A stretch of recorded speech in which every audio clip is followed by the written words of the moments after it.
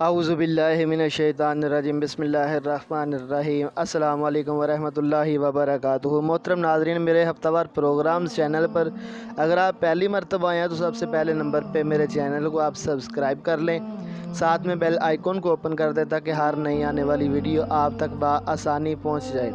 दोस्तों, एक वजीफ़ा आपको बताना चाहता हूँ, बहुत ही आज़मूदा और मुजरब वजीफ़ा है। नबी करीम सल्लल्लाहु अलैहि वसल्लम आपने फरमाया कि जो बंदा भी इस्म आज़म के ज़रिए दुआ करेगा उसकी दुआ कबूल होगी।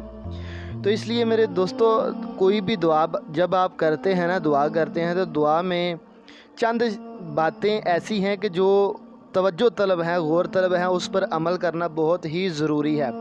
दोस्तों, जब आप दुआ करते हैं सबसे पहले नंबर पे दुआ करते वक्त अल्लाह की हम्द व सना और साथ में दरूद इब्राहीम ज़रूर पढ़ा करें।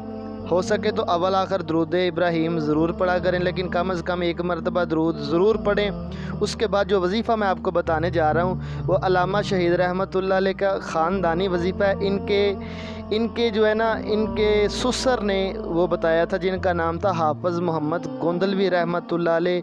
अपने वक़्त के बहुत बड़े मुहद्दिस थे, अल्लाह पाक उन पर रहमत करे। उनका वजीफ़ा था, उन्होंने जो है ना ये वजीफ़ा वो करते थे और लोगों को बताते थे। वो वजीफ़ा क्या था, वो वजीफ़ा आप नोट कर लें, चाहे तो याद कर लें या कापी पेंसिल ले लें।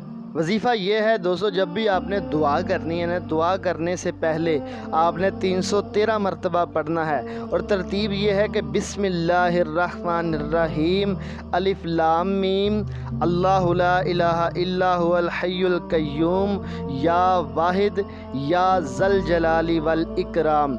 इस तरतीब के साथ आपने ये पढ़ना है। तो ये 313 मरतबा की तादाद जो है ना वो बताई है उन्होंने।